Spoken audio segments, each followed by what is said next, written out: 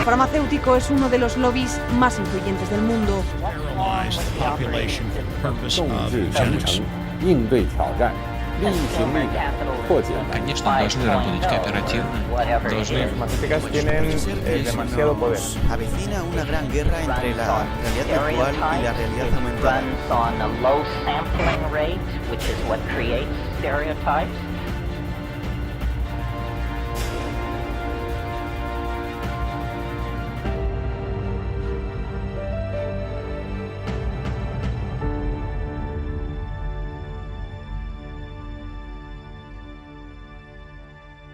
Hola, ¿cómo están? Bienvenidos a esta nueva edición de Humo y Espejos.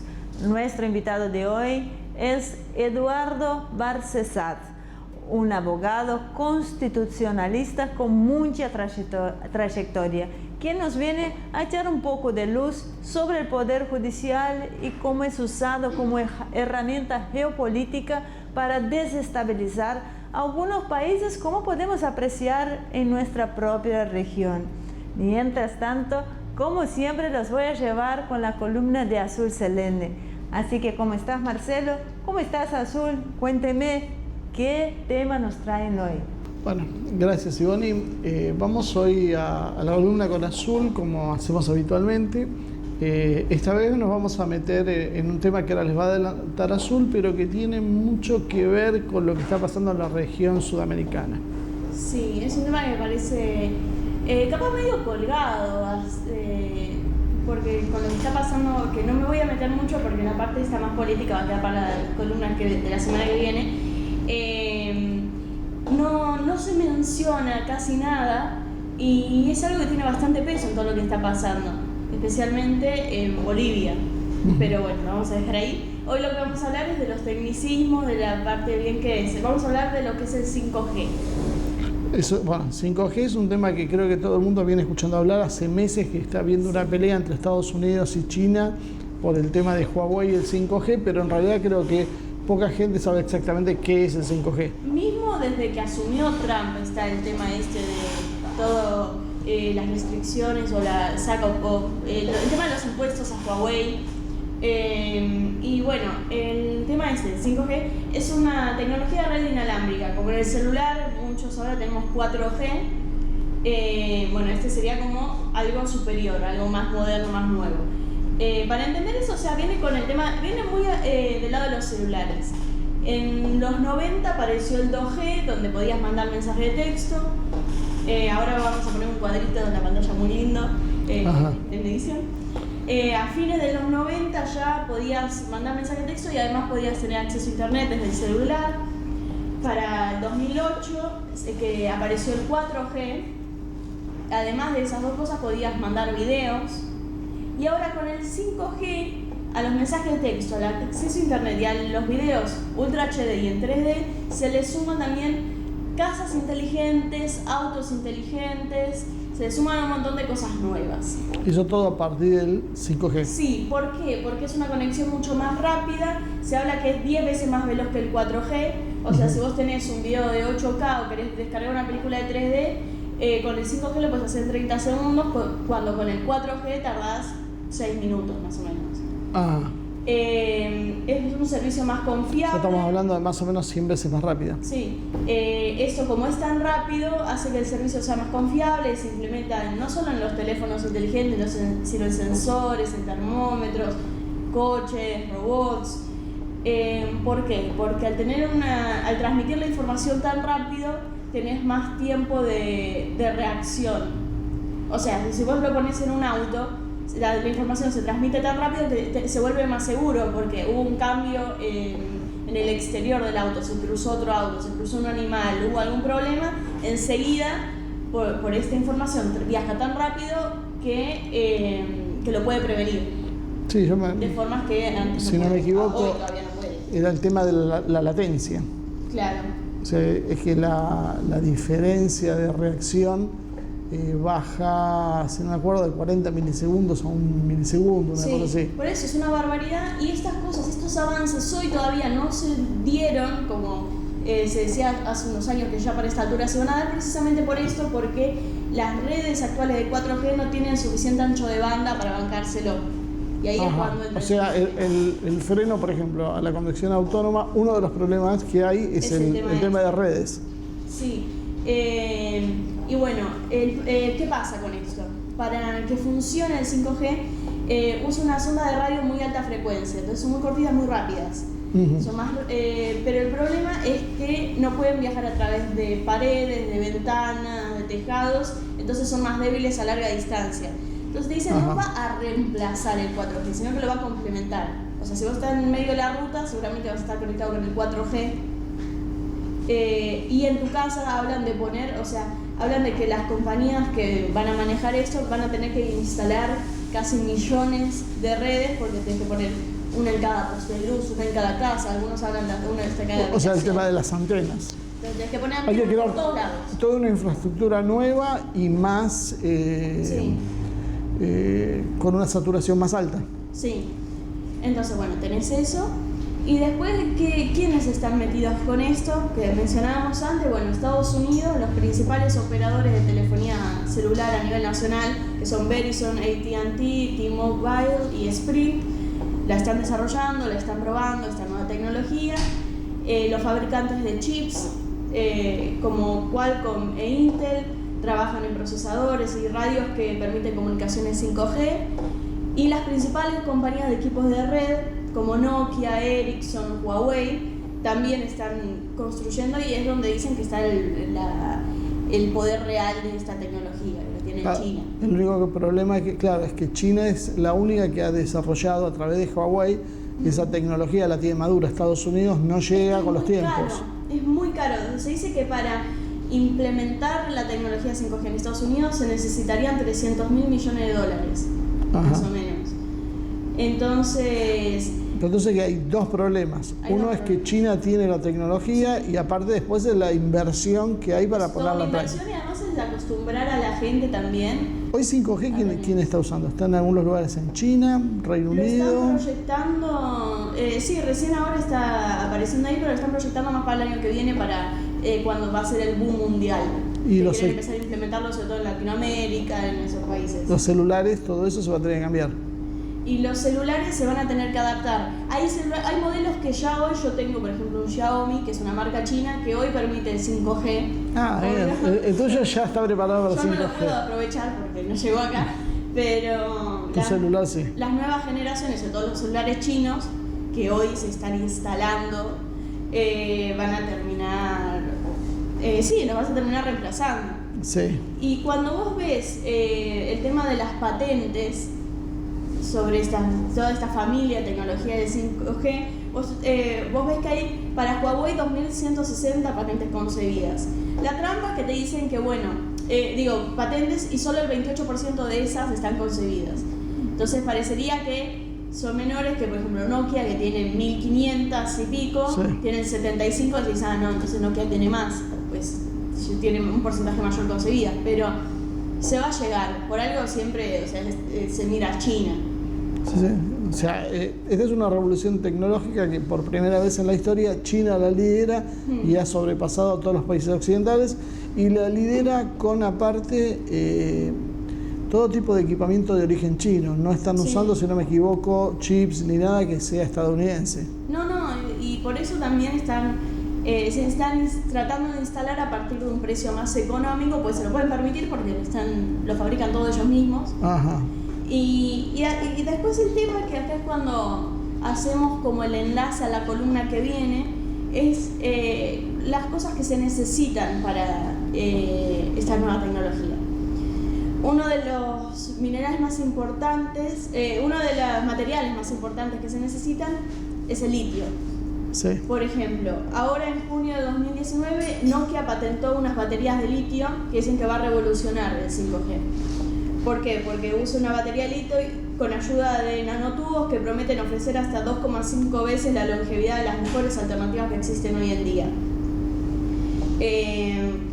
Y te dicen que estas baterías están dedicadas para drones, para vehículos eléctricos, te prometen mayor velocidad y más duración. Claro, o sea, tenemos por un lado una infraestructura, un desarrollo chino, y por otro lado después necesitamos las baterías, porque la mayoría de estas cosas son autónomas y necesitan baterías. Claro. Y bueno, con esto es una columna que va a ser un poquito más corta, pero me pareció necesaria, no me entraban las dos en la misma, Sí. y me pareció necesaria hacerla especial para esto, porque claro, nos vamos con la idea de que necesitamos litio. ¿Y Sí. dónde está la mayor reserva del mundo de litio? En Bolivia. Sí, Bolivia, Chile y Argentina. Y ahora están diciendo que hay noticias que han encontrado reservas muy importantes en Perú, pero bueno, eso Sí. todavía no está muy bueno, por la confirmado. zona, ¿no? Siempre se Sí, sí. habla. Pero Sí, bueno, pero de Latinoamérica toda- está en la mira. Claro, pasaría a ser, para que se entienda tal vez, un equivalente de lo que fue Medio Oriente en la década del 70. Claro. Así que- ¿Te queda algo más para esta columna o No, ya? ya me están diciendo que la corte, así Bueno. que lo dejamos todo, las consecuencias políticas de todo esto para la semana que viene. Así que bueno, Ivonne, seguimos con vos con el programa. Muy bien, Azul, muchísimas gracias. Vamos a estar todos esperando la segunda parte de esta columna, que sin duda alguna es un tema importante y bien marcado dentro del contexto de lo que está sucediendo en Bolivia. Así que nos vemos la semana que viene, y en cuanto a vos, Marcelo, después del corte estaremos con la entrevista a Eduardo Barcesat.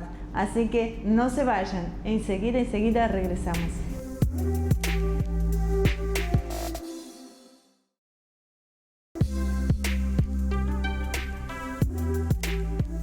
Muy bien, ya estamos acá en este segundo bloque con nuestro invitado de hoy y el tema principal del programa que nos trae, que es que vamos a evaluar en realidad lo que está sucediendo en nuestra región. Contamos con la presencia del doctor Eduardo Barcesat, abogado constitucionalista y muy importante a la hora de saber qué es lo que está sucediendo. Doctor Barcesat, muchísimas gracias por recibirnos hoy. Perfecto, a disposición. Muchas gracias. Bueno, vamos a arrancar con el tema del lawfare, que nosotros consideramos que es una herramienta geopolítica usada en los tiempos de hoy, y una nueva forma de eliminar opositores, y es a través justamente de esto. ¿Qué opina? Sí, efectivamente, el lawfare es la continuidad de la guerra bajo otras formas, ¿no? En este caso implicando al aparato judicial. Pero no es solamente el aparato judicial, es también la comunicación social, la construcción del relato y la circulación masiva de ese relato, ¿no? Por supuesto, detrás de esto siempre el poder económico, que es el que en definitiva orienta quién es el enemigo y a quién hay que destruir. Evidentemente no le ha salido muy bien la propaganda a los procesos autoritarios, es decir, la destrucción masiva, el bombardeo, el secuestro, la desaparición forzada, no tienen buena prensa internacional. De allí que se haya optado por un sistema menos visible en cuanto a su carácter represivo, pero no menos deleterio y dañino para la integridad de la persona humana, ¿no? Estos procesos se basan, por un lado, en concebir que en la justicia se dice la última palabra de lo que es el derecho. Están basados en los sistemas del common law, opuesto a los sistemas de derecho codificado, como los que sigue la mayor parte de los países latinoamericanos y de Europa continental. Y si bien es cierto que los autores del realismo jurídico anglosajón o escandinavo nunca pensaron en un disparate como este lawfare, han dado pie a que su construcción sea apropiada para establecer que en definitiva el derecho es lo que los jueces dicen que es. Entonces se cae la estructura jerárquica del orden jurídico, ya no están la Constitución y los tratados internacionales de derechos humanos en el vértice, en la cúspide del ordenamiento jurídico, sino que se va a un derecho plano en el que ni la Constitución, ni los tratados internacionales de derechos humanos, ni el Código Penal, ni el Código de Procedimiento Penal tienen una preeminencia. Lo que importa es lo que el juez hace en el caso. Y el juez se alimenta de relatos ficcionales, en algún sentido también diría mitológicos, ¿no? Y voy a explicar por qué. Ficcionales porque lo que se enuncia es como si hubiera ocurrido, pero no ha ocurrido. Es decir, se trata siempre de un soporte semántico, pero no tiene un soporte ontológico en la realidad del mundo cotidiano. Pero toma el carácter del mito en el sentido que cabalga sobre creencias que nadie puede asegurar muy bien si ocurrió o no ocurrió.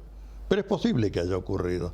Entonces, este sistema que fue muy empleado en la mitología griega, donde obviamente nadie sabe de la existencia del Hades, pero por ahí existe un infierno tremendo, horroroso como era, y más vale portarse bien y obedecer al poder, entonces, ¿no? Recordemos que los mitos griegos, el que roba el saber, el que le apropia la antorcha del saber a los dioses, es el que sufre los castigos indecibles, ¿no? Tántalo, Prometeo, Sísifo, bueno, todos, a relatos cada uno más escalofriante que el otro. Bueno, en este caso asistimos a persecuciones judiciales por jueces que han sido entrenados en esto de la preeminencia de la decisión judicial sobre la estructura jerárquica del orden jurídico, y en base a eso y a los relatos ficcionales se montan estos procesos que tienen la apariencia de un proceso, pero que uno no los podría denominar en el sentido constitucional como causa judicial, porque la causa requiere un rigor, una inscripción, una obediencia a la normativa superior, que aquí es tirada por tierra. Y algunos jueces, como es en el caso de Argentina, Bonadío, hablan de proceso creativo para referirse en realidad a que se destruye el proceso judicial, las pruebas se adquieren bajo formas extorsivas, pocas veces lo obtenido bajo extorsión condice con la realidad, porque todos juegan la libertad y el pellejo propio antes que rendir culto al valor de verdad, y de esta manera se hacen montajes escénicos que, circulados por los medios, son vistos como la normalidad de la investigación y sanción judicial, y en realidad son la continuidad de la guerra y la destrucción del enemigo por otros medios, ¿no? ¿Cómo se prepara? Porque usted nombró en algún momento que los jueces se entrenaban. Y bueno, con todo esto que estuvo pasando, se hizo público que Sergio Moro había recibido entrenamiento en Estados Unidos. ¿Cómo es el mecanismo? Bueno, se los invita a comunidades académicas, por supuesto, gastos pagos, todo lujoso, todo servido en bandeja de oro. Se los ensalza a los jueces diciendo: en las manos de ustedes está poder combatir la corrupción, ustedes van a ser los adalides del futuro. Y bueno, hay apoyo económico, hay gratificaciones y hay un ejercicio de poder, obviamente, que es muy seductor para los jueces que no tienen principios arraigados. Si uno examina las biografías de estos jueces, Moro, Bonadío, va a encontrar que en realidad han sido bastante mediocres, por no decir totalmente mediocres, pero ensalzados por el poder, llevados, capacitados, etcétera, se pueden convertir en instrumento útil para estas persecuciones ficcionales, pero que terminan destruyendo a la persona, porque van seguidas siempre de la prisión preventiva si le privan de la libertad. Y cuando a un ser humano le privan de la libertad, le están privando las relaciones de familia, las relaciones económicas, su actividad productiva, todo vínculo de inserción social queda cercenado, su mundo pasa a ser el del instituto penitenciario, se cumple aquella máxima de Foucault, de que la justicia depende del instituto penitenciario. Este es el que modela a la justicia. Les traban embargos por cifras astronómicas, con lo cual los destruyen también económicamente. Es una forma de muerte civil muy perversa, porque aparece bajo el manto de la persecución de la corrupción, pero en realidad es en sí misma el ejemplo más paradigmático de la corrupción. De la corrupción y del empleo de lo que en la doctrina jurídica se identifica como fruto del árbol venenoso. Es decir, las pruebas no son legítimamente adquiridas, son construidas por fuera de los hechos y del expediente judicial y volcadas al expediente judicial. En el caso argentino, en esta causa conocida como la de la fotocopia de los cuadernos, bueno, obviamente que ya hay un elemento mitológico, ¿no? Fotocopias de cuadernos que se dicen quemados y que después por alguna varita de Harry Potter han sido resucitados, por lo menos parcialmente. Los dos más molestos de esos cuadernos y que tocan el poder económico les han dicho déjenlos quemados nomás porque no nos conviene. Bueno, es muy burdo. Bueno, esto es muy burro, pero es lo que se hace, ¿no? Es lo que se hace y todavía.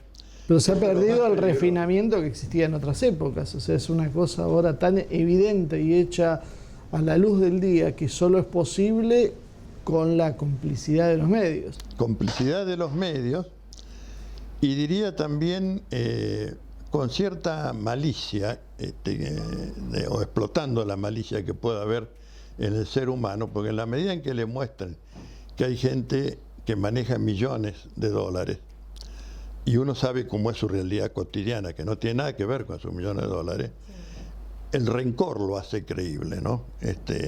No se fija si efectivamente es así o no. La televisión se lo mostró, ¿no? Es que el rol de los medios de comunicación a la hora de la condena social, la condena civil de determinadas personas fue realmente importante, porque así como usted dijo que el sistema penitenciario moldea la justicia, yo creo que también los medios de comunicación tienen un rol parecido. Yo creo que en la fecha actual que estamos atravesando, el gran aparato ideológico de Estado, como decía Althusser, es la comunicación social, ¿no?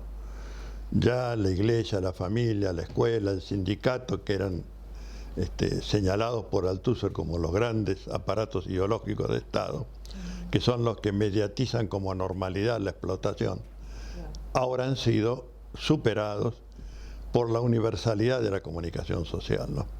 La comunicación social tiene una universalidad que no lo tiene ni el proceso judiciario, ni ninguno de los otros aparatos, por importantes que sean, ¿no? Sí. Me refiero a la escuela, la iglesia, el sindicato, la familia.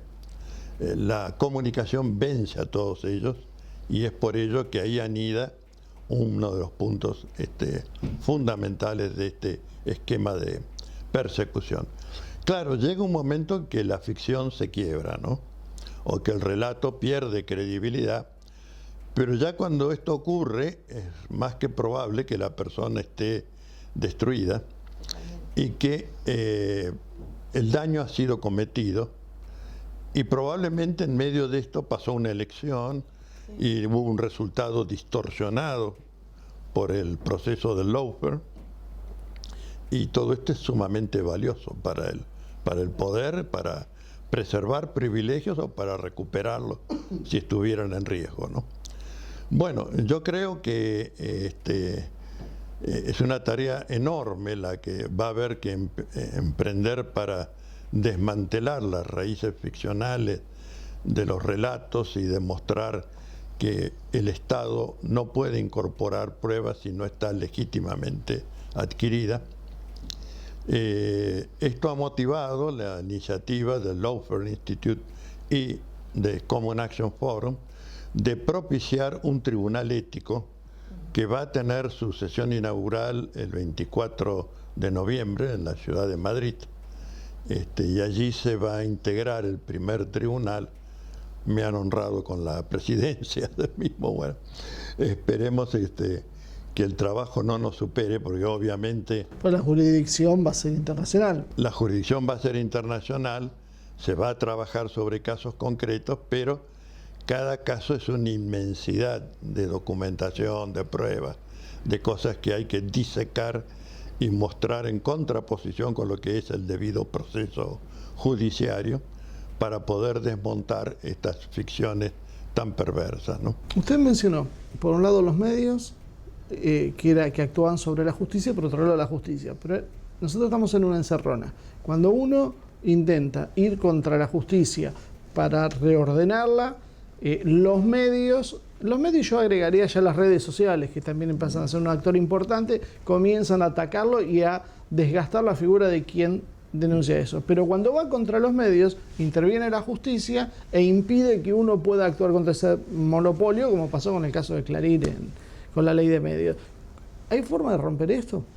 Bueno, yo creo que hay que recurrir a las medidas más basales que tiene el sistema del Estado de Derecho. En este caso sería una nueva constitución o una profunda reforma constitucional. Recordemos que prácticamente todos los poderes judiciales de los países de Latinoamérica fueron construidos siguiendo el modelo estadounidense, ¿no? Y conforme los padres de la Constitución de Estados Unidos, me refiero al libro El Federalista, se necesita, esto es textual, un poder aristocrático, vitalicio, contramayoritario, para prevenir los posibles desbordes demagógicos y populistas de los poderes políticos. Quien quiera buscarlo lo va a encontrar allí, en El Federalista. Bueno, esto es también, yo diría, secuela de la Declaración de los Derechos del Hombre y del Ciudadano, que si bien han sido un paso adelante, también tenemos que señalar sus graves limitaciones. Primero, son del hombre, no de la mujer. La mujer que más luchó para eso perdió la cabeza en la guillotina, ¿no? Así, haciendo una revolucionaria, ella pierde la cabeza en la guillotina.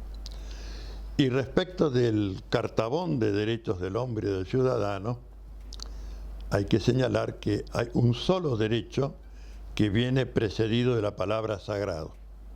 No es la vida, no es la libertad, es la propiedad privada.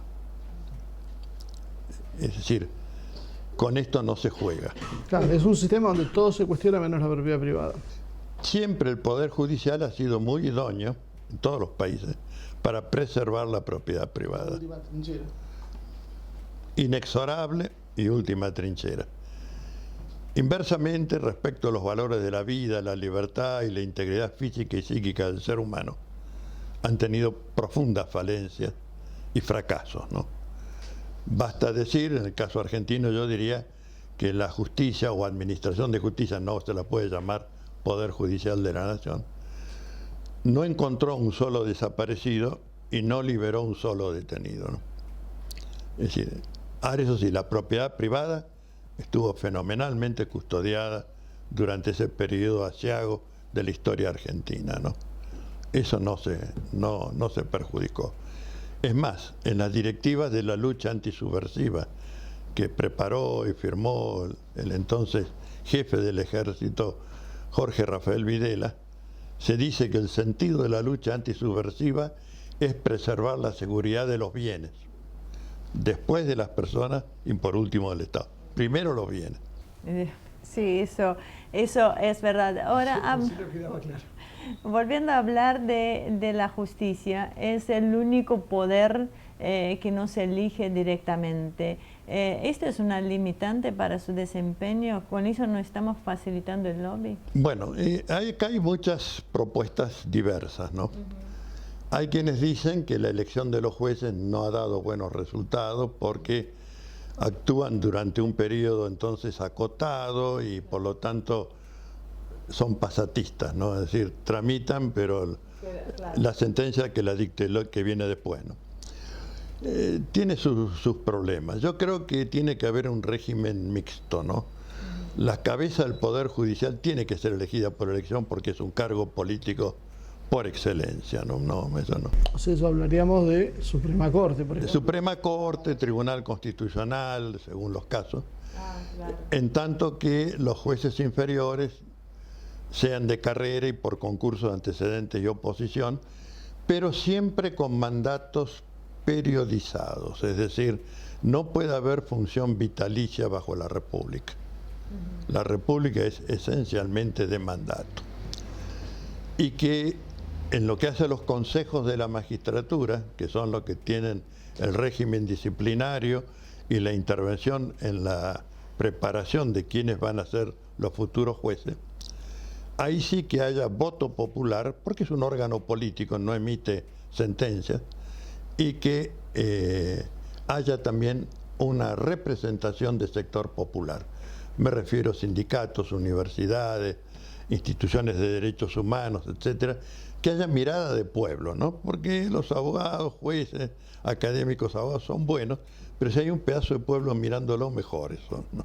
De hecho, el pueblo últimamente está relegado, está olvidado por ese divorcio, incluso con el poder político. Perón decía algo así, como que el hombre es bueno por naturaleza, pero si se lo vigila es mejor. Doctor Barcesat, tenemos que llevarlo a un pequeñísimo corte, ya nos estamos quedando cortos de tiempo, así que en el segundo bloque creo que vamos a adentrarnos con otros países de la región. Así que no se vayan, enseguida regresamos.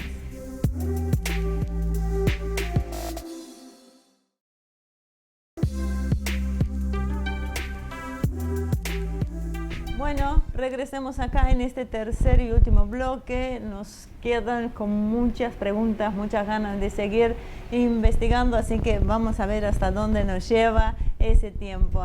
Doctor Barcesat, quisiera particularmente en este bloque abordar el tema de Ecuador, que se ha vivido últimamente un hecho muy serio, que también es el encarcelamiento de Paola Pavón. Ella es gobernadora del estado de Pichincha, el más importante del país. Ella acaba de ser encarcelada hace poco menos de un mes.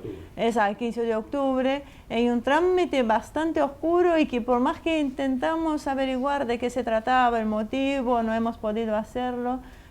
Por lo menos no un motivo claro y contundente como para cancelar a alguien. No, le han hecho una acusación monstruosa, que no tiene ninguna correspondencia con el sujeto ni con los hechos reales que rodearon a la persona, ¿no? Y esa acusación monstruosa pasa por asociación ilícita, que es una de las figuras dilectas en la represión política, porque nunca se sabe muy bien qué significa, entonces, bueno, sirve para todo. La han puesto como si hubiera estado conduciendo una rebelión armada. Bueno. Les aclaro, el expediente de ella tiene 19 cuerpos. Estamos hablando de 3.800 fojas, trazadas desde el 15 de octubre hasta la fecha de esta entrevista, prácticamente un mes. ¿Cómo se alimenta esto? Bueno, obviamente esto no se alimenta de una colecta regular de pruebas. Esto se alimenta de estos relatos ficcionales que son volcados y que ponen en un personaje político, casi diría las fuerzas y los poderes de un superhéroe de cómics, ¿no? Sí. Cuando en realidad el personaje real es mucho más sencillo, afortunadamente, mucho más humano, afortunadamente, y no ha tenido nada que ver ni con una asociación ilícita, ni mucho menos preparar una rebelión armada. Y con esto se pierde de vista el hecho que quien fue electo por el voto popular ha traicionado el voto popular, ¿no? Me refiero al señor Lenín Moreno. Venía de un programa, de un proyecto, subió con ese proyecto y inmediatamente transmuta y se convierte en otra persona. Apareció Mr. Hyde ahora. Y este Mr. Hyde ha recurrido a las peores formas para someter al pueblo ecuatoriano y para devolver los privilegios que el proceso Correa había cercenado o limitado durante sus años de gestión, ¿no? Es decir, estamos en un terreno en el que la lucha por el petróleo y por los recursos y riquezas naturales de Ecuador es lo que determina la persecución al grupo Correa, ¿no? Y efectivamente Paola Pavón se constituye una especie de paradigma de lo que sería el recupero del poder político y por lo tanto es la figura que hay que destruir junto con Jorge Glass. Y allí se han volcado las peores atrocidades del punto de vista de violaciones, no solamente a los derechos humanos, sino también a este particular derecho que es el del debido proceso judiciario, llevado por una justicia que sea idónea, independiente, imparcial y competente. Estos jueces no satisfacen ninguno de los 4 requisitos, ¿no? Son lacayos del poder, son torpes además, dejan huellas visibles de la arbitrariedad con que se producen, Pero mientras tanto han privado de la libertad, han trabado embargo, tienen bajo una acusación monstruosa a estas personas, y esto sirve de terror, de amedrentamiento para toda la población. Esto es como decir, el que asoma la cabeza o saca el pie del plato, tiene una guillotina que le cae encima de estos procesos judiciales. Claro, para entender la dimensión, es como decir que la gobernadora de la provincia de Buenos Aires en ejercicio hubiese sido metida presa. Sí, y aparte sin ni una prueba. Sin ninguna prueba, con una acusación monstruosa, poco creíble además, pero que obviamente detrás de esto está Chevron, detrás de esto está Mr. Trump, todo lo que puede de alguna manera anidar en el imaginario, en el psiquismo humano, para decir, mirá vos lo que vino a descubrir Lenin Moreno. Bueno, pero todo esto oculta lo que está haciendo Lenin Moreno, que es la entrega de las riquezas y recursos naturales de su país, ya bastante agobiado con la deuda externa, con los tratados bilaterales de inversión, y ahora viene esto encima. ¿Con qué se paga cuando no hay dólar? Y se paga con riquezas y recursos naturales, ¿no? Paola Pavón se mencionaba como la posible sucesora de Correa. O sea, ¿podemos decir que estamos ante un hecho similar al de Brasil para impedir su carrera? Totalmente similar, los mismos intereses, la misma metodología y las mismas víctimas, salvando a la distancia de distintos países, ¿no? Pero efectivamente tienen una analogía total, ¿no? A la fecha que nosotros estamos grabando esta entrevista, todavía no le dieron la audiencia para definir su libertad. ¿Usted cómo ve este proceso? Bueno, yo he dado una opinión sobre este tema. No digo que conozca acabadamente las 3.800 hojas del expediente, pero cuando hay una arbitrariedad de obrar tan manifiesta, hay que plantear un habeas corpus, ¿no?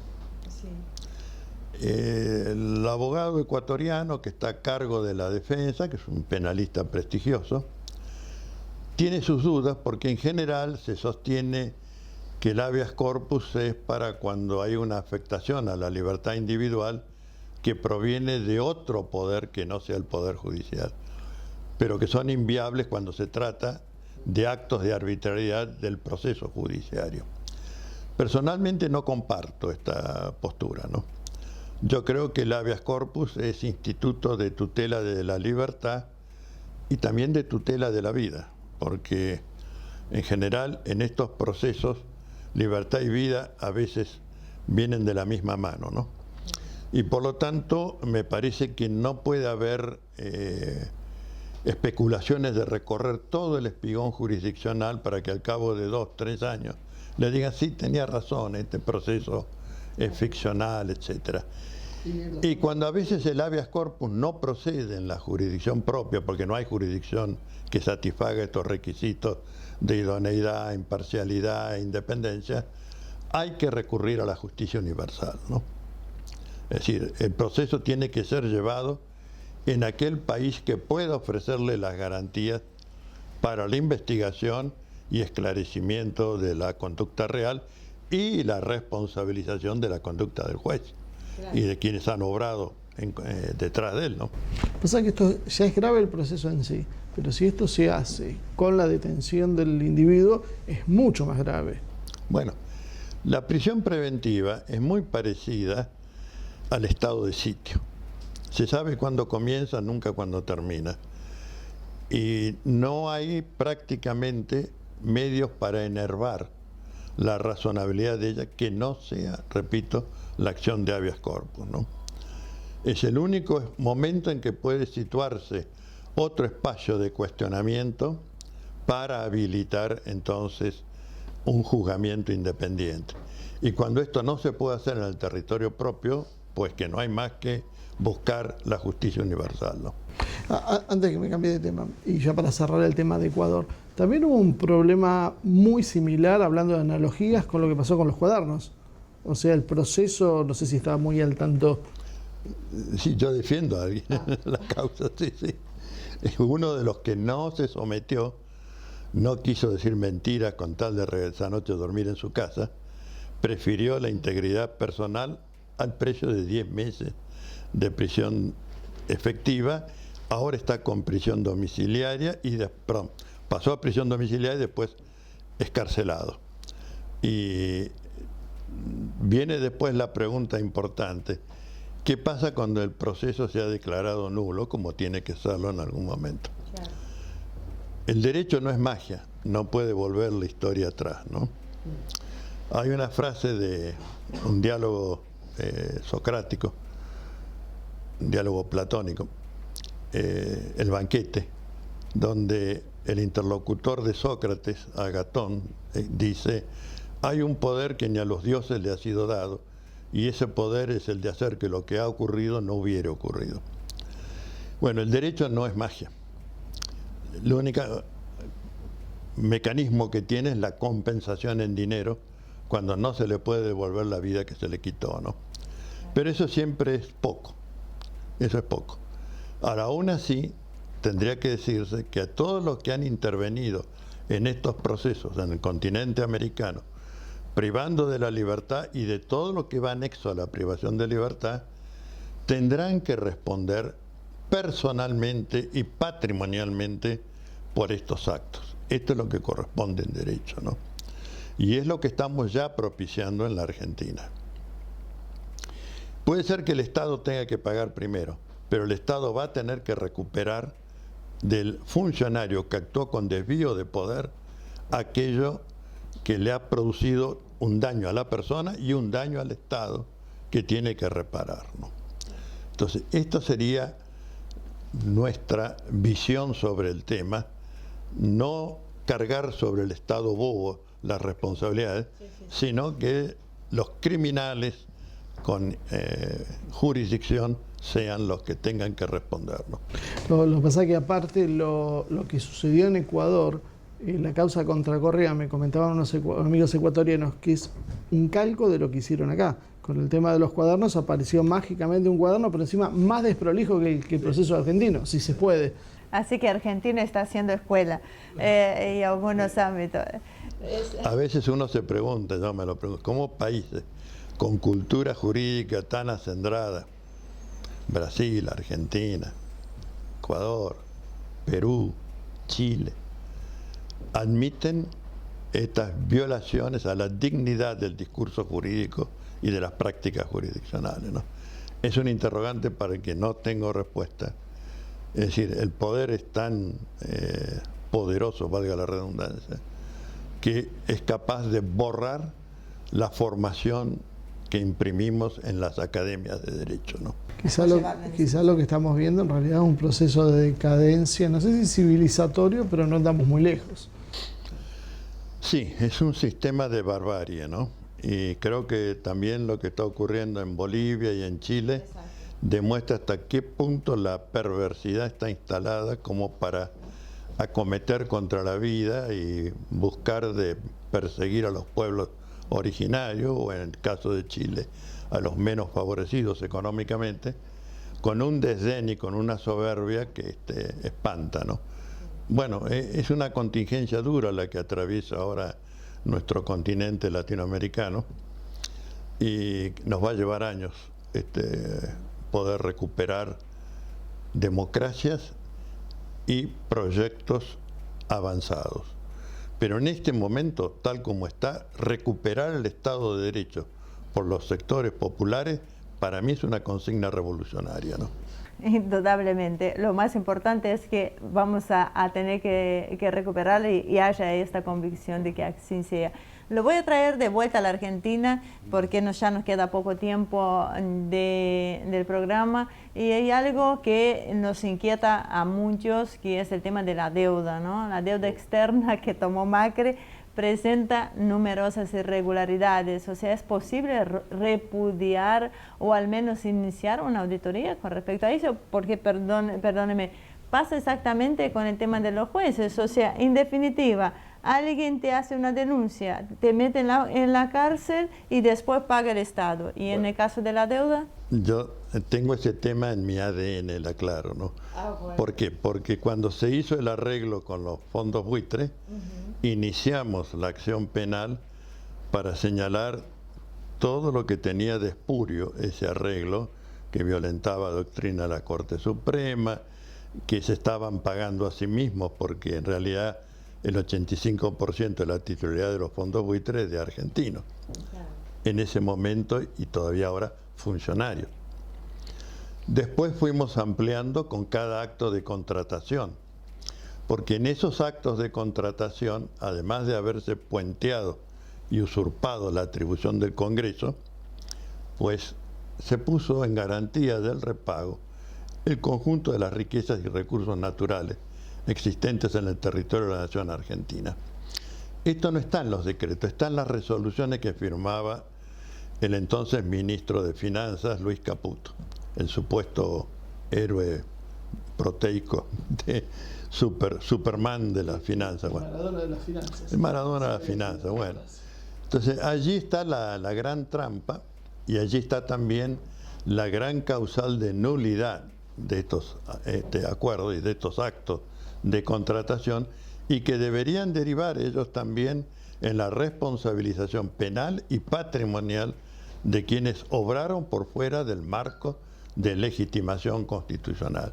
Yo sé que muchos economistas dicen hoy hay que renegociar, pero nosotros los abogados decimos deuda es un concepto jurídico, significa que hay un acto. Bueno, hay que ver las condiciones de legitimidad de ese acto antes que negociar nada.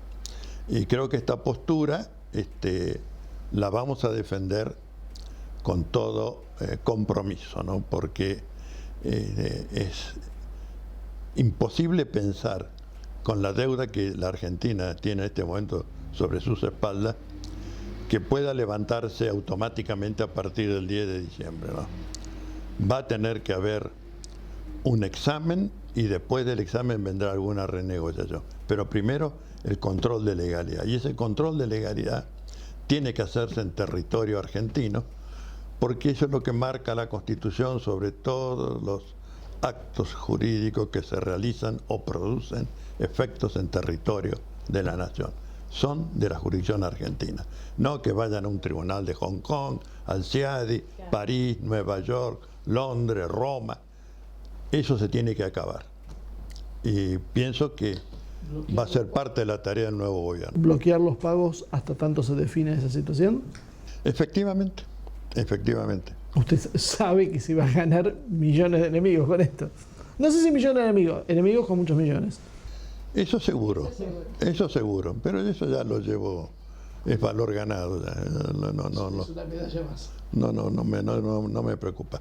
Pero sí, concientizar a todos los funcionarios que no hay que estar sujeto a ese monstruo de la ideología jurídica que llamamos la continuidad jurídica del Estado, porque no puede haber continuidad jurídica entre un asaltante y el Estado de Derecho. No puede haber continuidad jurídica entre quien quebranta los límites de sus potestades constitucionales y el Estado de Derecho.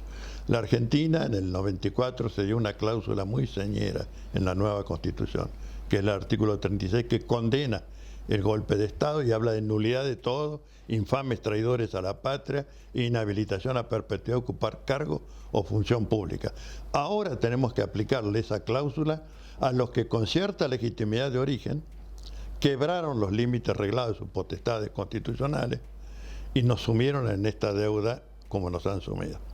Y también ellos serán traidores a la patria y deberán sufrir las consecuencias penales y patrimoniales, ¿no? ¿Y cree que están dadas las condiciones políticas para que pueda ser llevado esto a cabo? No sé, pero cuenta la leyenda que Perseo, cuando luchaba contra los monstruos, se cubría los ojos con jirones de nube. Nosotros nos lo cubrimos con jirones de juridicidad y luchamos contra los monstruos. Viste que había posibilidad de hacer la pregunta. Ahora sí, muchísimas gracias. Muy bien, hasta acá llegó el programa de hoy. Ya sé. Nos quedamos siempre cortos y con ganas de seguir hablando, pero bueno, ya será en otra oportunidad y como siempre para encontrar este equilibrio entre esta sociedad tan enloquecida y la armonía, los invitamos a venir a entrenarse Pal Guedó con nosotros. Muchísimas gracias por acompañarnos y nos vemos la semana que viene con una nueva edición de Humo y Espejos.